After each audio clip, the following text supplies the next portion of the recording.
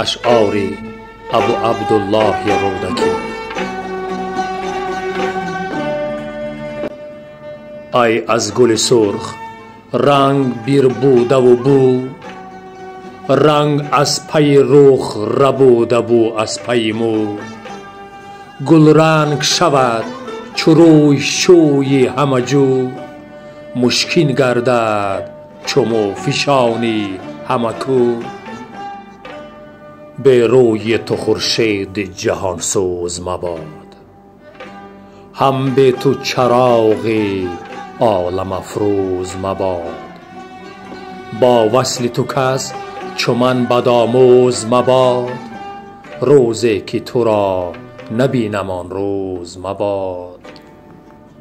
بر عشق تویم نه صبر پیداست نه دل، به روی تویم نه عقل برجاست نه دل.